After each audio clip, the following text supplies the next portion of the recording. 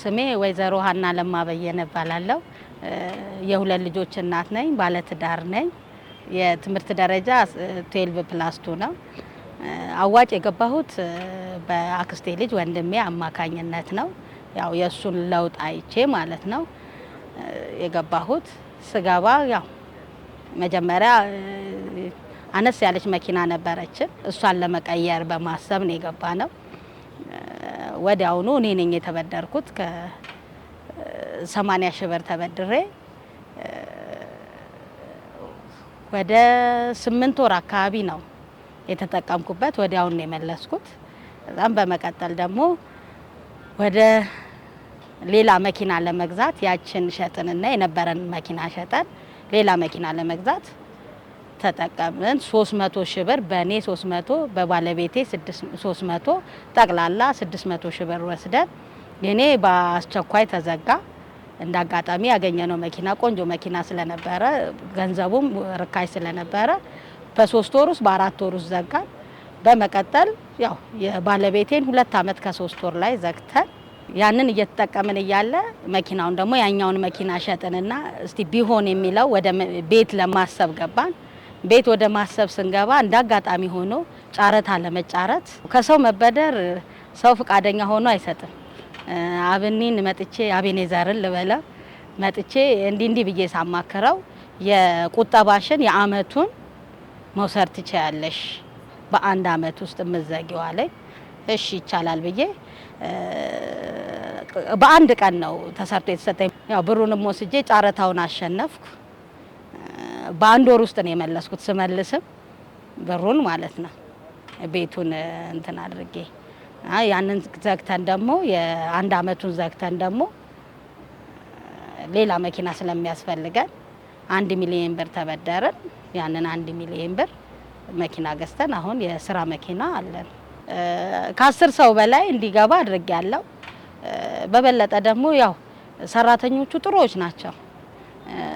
አሁን ላይ ከአብኒ ውጪ የነበሩት የቀደሙት ሰራተኞች እንደ ምሳሌ እነ ዮርዲ እነ የምስር ብዙ ኦፖርቹኒቲ ይፈጥሩልሻል። ስራውንም ራሱ የማይሆን ነገር እንኳን ሲሆን ይሄ ቢዝነስ አይሆንሽም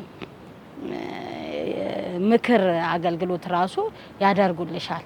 ሰራተኞቹ ጥሩ እሙዬ እንደ ምሳሌ የምጠቅሳቸው ሰራተኞቹን በጣም መልካሞች ናቸው።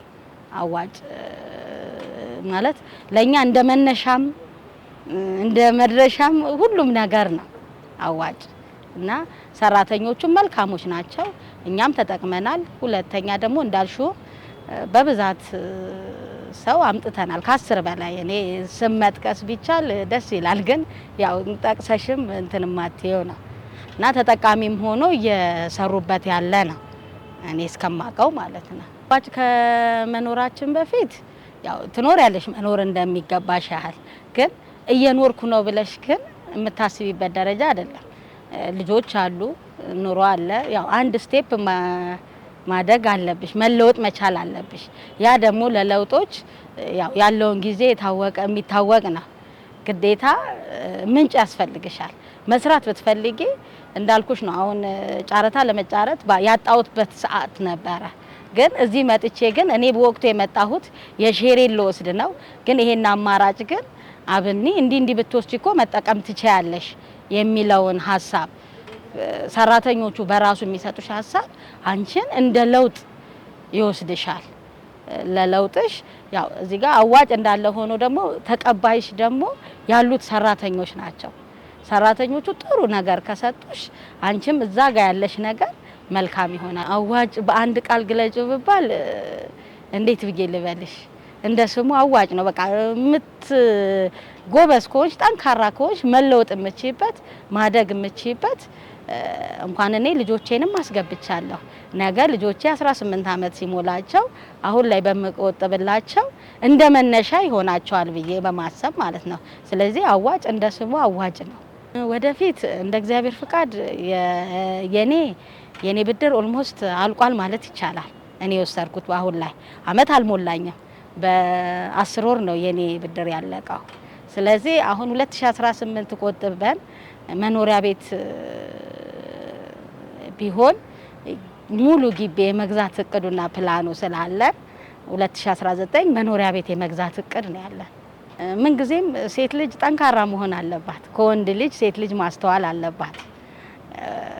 መሆን ካለበት የፈር ቀዳጇ የመስመር ቀዳጇ ሴት ልጅ ናት እና ስለዚህ ሁሉም ወጥቶ መስራት ባይችል የሚሰራውን እኔ ቤትም መቤት ነኝ መስራት እንትን ባለል ግን ባለቤቴን ግን ጋይድም ማደርገው ማለት ጋይድም ማደርገው ስል ለለውጣችን የለውጣችን መሰረት ይሄን ብናደርግ ይሄንን ነው።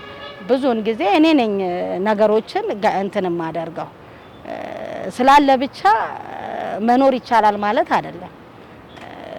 ምንድነው ቢኖርሽም ማስተዳደር ካልቻልሽው መምራት ካልቻልሽው ምንም ጥቅም የለው።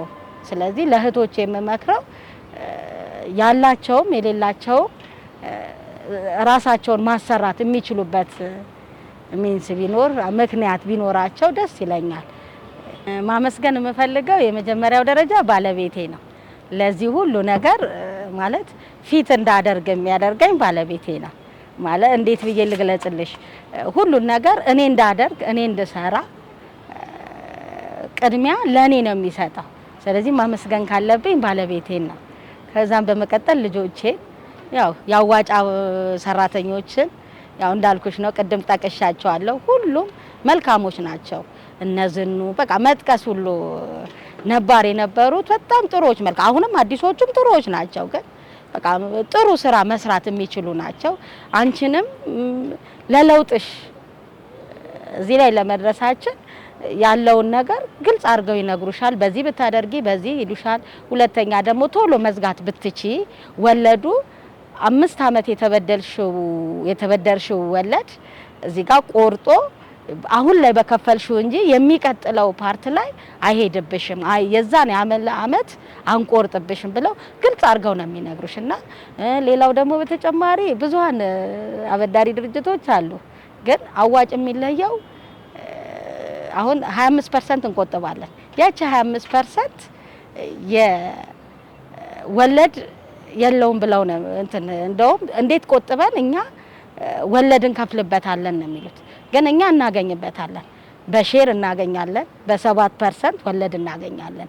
ስለዚህ እኔ ሁሉም መስራት ቢችል አዋጅ ጋር መጥቶ ሰልጥኖ ከዛ ላይ ስልጠናቸውም አላቸው ሰልጥኖ ያለውን እህቶቼ ቢመጡና እናቶቼ እህቶቼ ቢመጡ ቢሰለጥኑ ቢበደሩ ቢቆጥቡ የተሻለ ህይወት ይኖራቸዋል ብዬ አስባለሁ።